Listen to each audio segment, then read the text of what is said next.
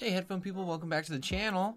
Got a little review for you today on the iFi Gryphon. So if you're unfamiliar with this product, this is a portable DAC amp. Now it's kind of the successor to one of my favorite portable Bluetooth DAC amps, which is the XCan. Now these guys, I think this is a very good price point, and this is something that now on the market you can get for, you know, under 150 bucks new, I think, in around like $120 used. So at that price point, I really like this device. The Gryphon here is kind of the successor to that, and it brings some more to the table, mainly having the option to do directly wired connections as well, analog and digital, in addition to being able to do the Bluetooth. So it's a pretty handy, versatile device. Of course, we want to know how it sounds, which is good. I mean, if you want the quick, too long don't watch, I would say this pretty much is better than the XCan in just about every way you can think about it, with one minor exception, which is the size, which I think could be a potential deal breaker for a lot of people depending on how you want to use this device. So let's go ahead, let's do a quick tour around the device.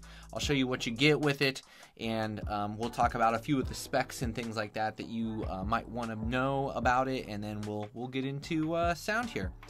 So you'll see, I'll go ahead and show you the front panel of this, and you've got single-ended 4.4 balanced. You've got the volume wheel, and this is the power button, so it's a multi-function button as well. You've got the X space button, and we'll talk more about that when we get to sound. And then you've got the input selector right here. There are a couple of different modes here that you've got that you can go into. This little switch on the bottom is the IE match. And so if you switch this, you can see, is it matching the 3.5 millimeter? Is it matching for 4.4, or do you just want that off? So that's something to be aware of as well. And then around on the back here, you've got the X bass toggle here, so you can choose between more bass, more presence, which is more treble essentially, or just presence if you have that in the middle, right like that. So that's kind of a cool little thing that you can play around with. And then you've got your charging port, USB-C. You've got audio in, which is USB-C, and then you've got a couple of different things here. You got balanced 4.4 in, you've got single-ended, these are both analog inputs, and then this right here is an optical SPDIF if you have the appropriate adapter for that. So that is what the unit looks like. If we turn it on here, you'll see it does have a screen on it, which is pretty cool, and it tells you things like, do you have the X space, do you have them both on, do you, and then you know, you can toggle through your different inputs and things like that as well. And once you're connected, it tells you, you know, what your digital format is and what resolution you're running at, and all sorts of stuff, as well as volume and battery life and everything like that. So really, it's quite a handsome unit. It's very functional. It has lots of stuff going on. Now, iFi did send this with me, so they've got, this is the Griffin Case. This is their like official Griffin Case. Oh, and yes, iFi did send this to me for review. They didn't give it to me or anything, so I'm sending it back. They didn't try to influence me in any way. But yeah, they did send it to me, so thank you to them for that. Now, the case slides on. It's a nice snug fit. It's kind of like an Alcantara feeling thing, so it's quite nice to use. But again, if we're concerned about size, that's going to add some bulk to it. And what it comes down to is, can you put this thing in your pocket? And while I find the XCan to be quite pocketable, the Gryphon is right at the size where I feel like it starts to become pretty bulky in the pocket, and that could be maybe the biggest deal breaker with this device, is if you're the type of person that's running Bluetooth and you want to drop it in your pocket and walk around with it. I might have to go with something like the XCan instead of the Griffin just because of the size. Now, if you're the type of person that carries this around with you and like sets it on a table or a desk, or you know, on the armrest of the couch or something like that, well, the Griffin's fantastic then. But again, the pocket, it's not that it can't go in a pocket, but I mean, it's pretty bulky if you get it in a pocket, which is maybe my biggest gripe about the Griffin. Just other things, I mean, there's not too much to note with the box. It's a pretty typical box. I will show you, they do come with a lot of nice little connectors here. So you got USB-A to USB-C, you got USB-C to USB-C, and you got Lightning to USB-C. And this all came standard with it, so I think that's pretty nice that they included all those different cables for you. Okay, so sound-wise, let's talk sound, and then we'll draw some comparisons here to a few other devices, such as the XCan, the Mojo 2. I've got the Cayin RU6 right there, and the Qudelix 5K, which are all devices that I've kind of been playing around with lately. So let's go with the XCan first, and we'll talk about it. I think as just standalone, the Griffin by itself is fantastic. Like, it sounds great. It's a pretty neutral response. It's pretty wide. It's maybe a little more laid back presentation than something like the Mojo 2.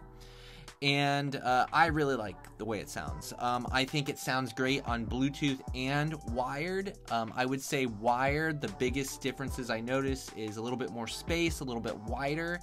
And I thought that maybe the resolution was just like a little bit more information in detail there as it was resolving things.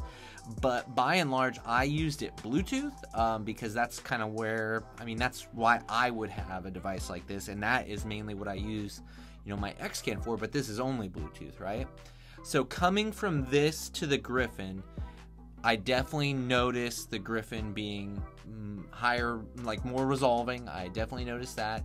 I definitely notice the imaging being better, and I notice just it seems a more linear, just more information, more well fleshed out kind of across the board, which thank goodness, right? Because if this is $150 and this is what, like $500, then you know that's important, okay? It's important that it is better in most regards. Now, as far as power goes, they're pretty equivalent, honestly. And I'm just gonna look, like, we'll just look here real quick at the iFi website, and we can just pull a few specs off of that as far as like what can you expect with the Griffin here. So just give me a moment, and I'll get that on the screen.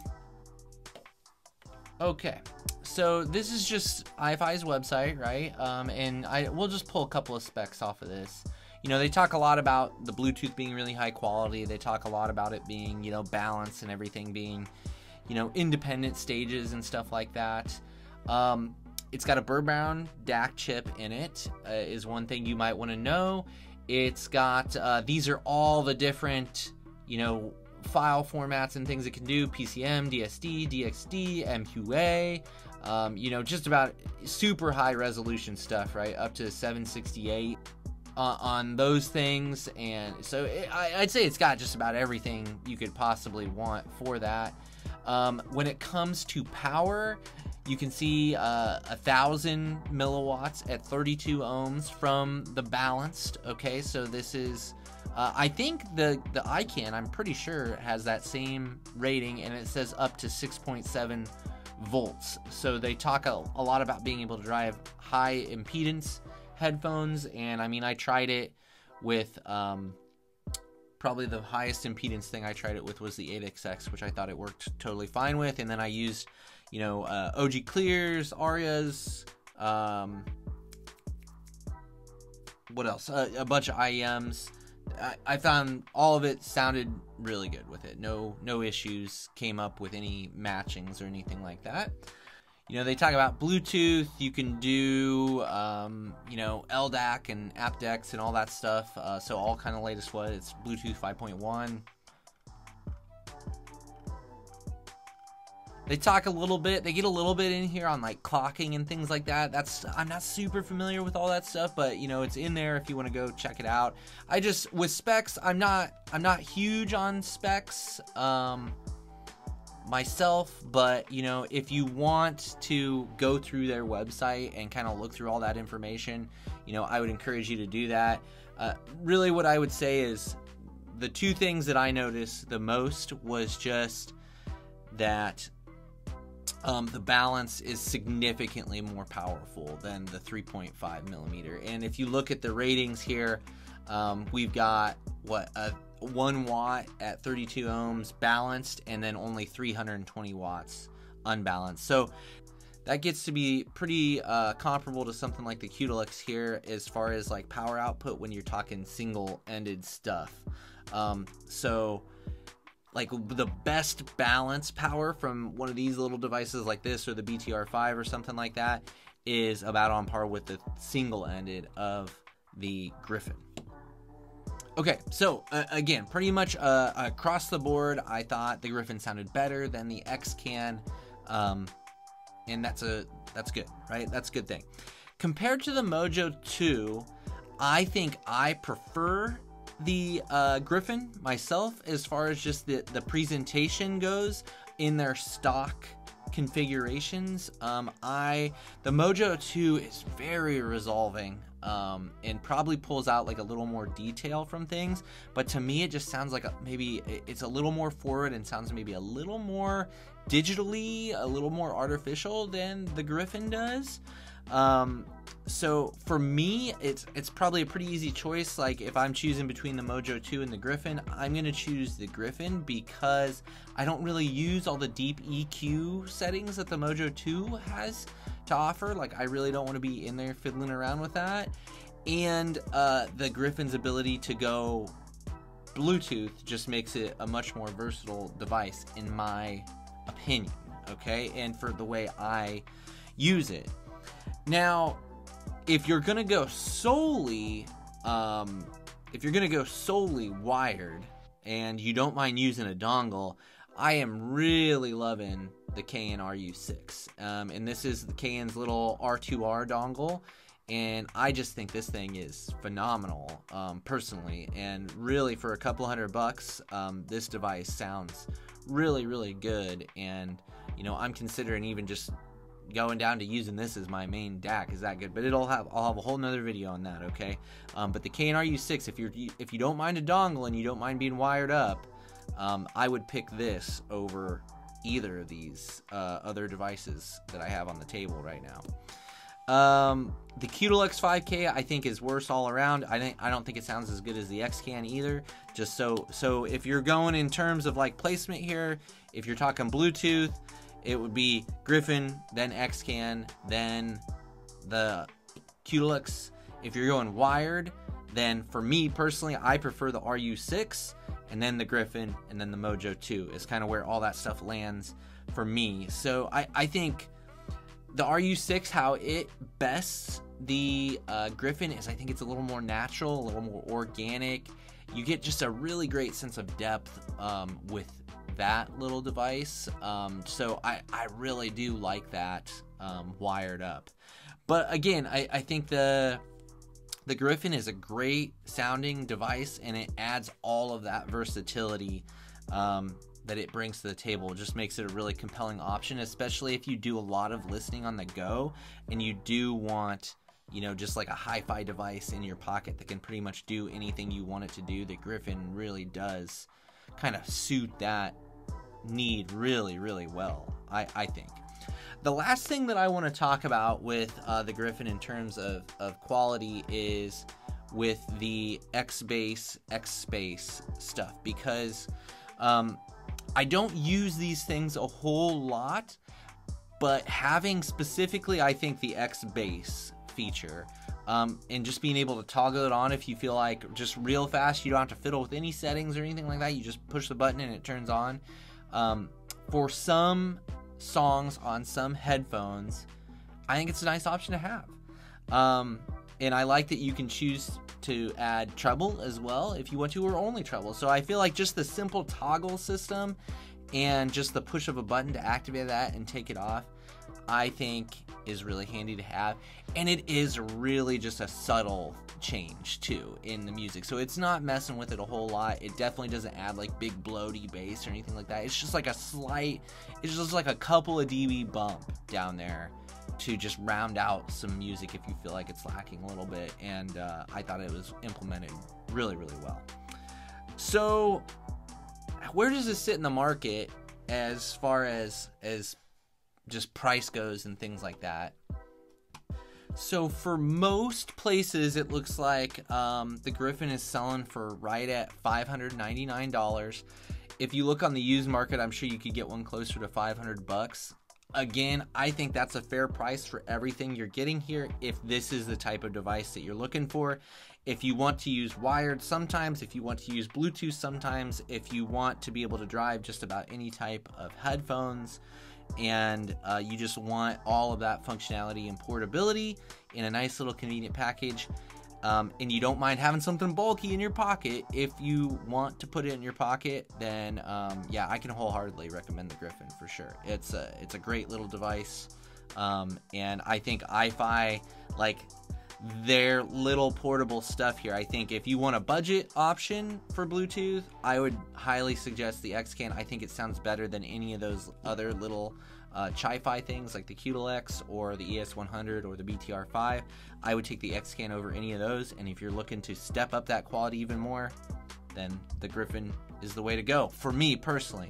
Again, if you don't mind going wired all the time or having a little dongle, the RU6 I think is a great option as well. But we will talk about that. The Qudelix and the Mojo 2, they will all get their own reviews, and I'll go more in depth on all those in the near future. I think that's it. I hope that rounded out anything you wanted to know about the iFi Griffin. And, you know, certainly if you have any thoughts on any of these devices or what your experience is with those, feel free to drop those down in the comments below. I always appreciate that. I think a lot of other people do too. And I always just appreciate you watching, and especially hanging out until the end of these videos. I thank you for your time, and I will hopefully see you in the next one. Happy 4th of July.